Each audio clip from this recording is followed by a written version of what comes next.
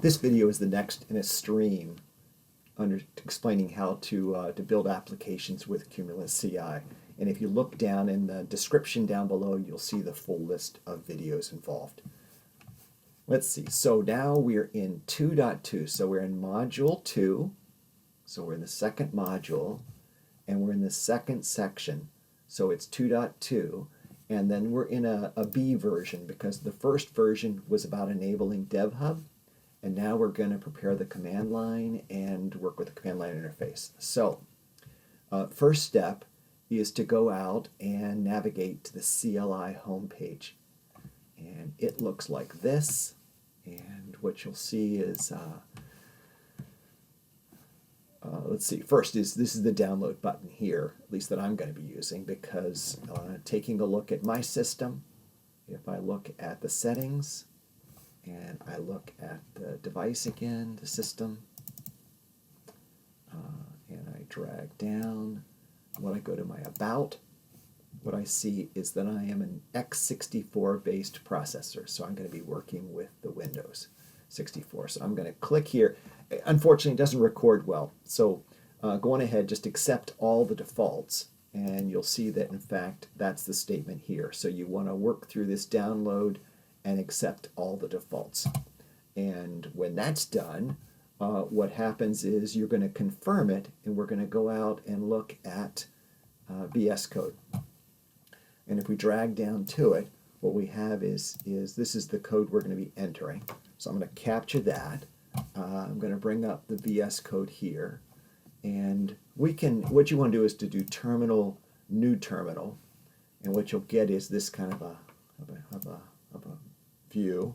I'm going to enter this SFDX version, and it's going to return for me. Then I'm using version 7 dot whatever x64, and so what I'm going to do then is let's back to here, and it'll show us the next step that we want to take. Oh, I'm sorry, we're here, and what that is we've gotten that. We've got a single command line explaining the version. So the next step is to bring in to authorize the this is authorizing SFDX to load to securely store a token. So what we're going to do is we're going to copy this off here, and this is the command that we want. So we're going to copy that, and we're going to go to our VS Code here, and we're going to enter it here, and we're going to say enter that. The result is a new browser window, and what it comes up with your default kind of username for this. So we need to replace it. So I'm going to pull in the next one, right, which was this was the Creative Badger address that we were using.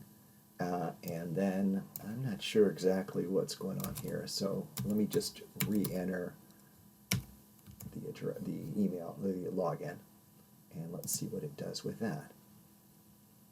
And it says, do you want to allow? I'm going to say sure. I'll save that. And it's asking here, hope you can read that. Let me plus this up just so we can all see what it says. It says, there's asking you to access, to manage, and perform. Do you want to allow it? I'm going to allow it.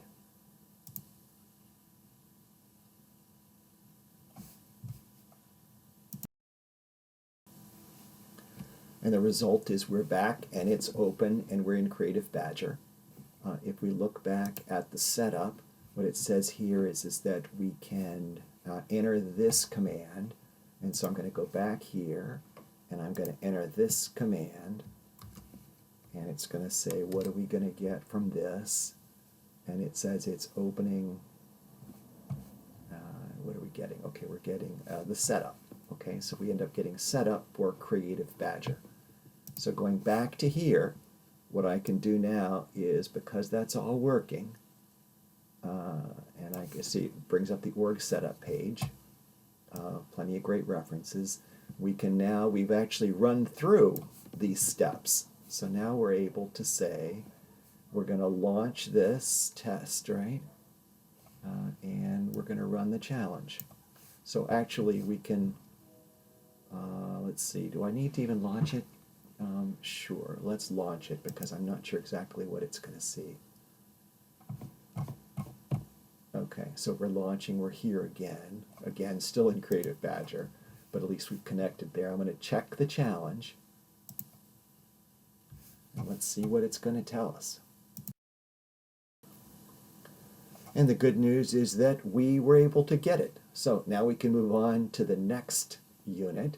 And so let me just click just so we see where that's going to take us. And that's going to take us now to installing CumulusCI, which will be the next video. Thanks for watching, and I hope this worked well for you.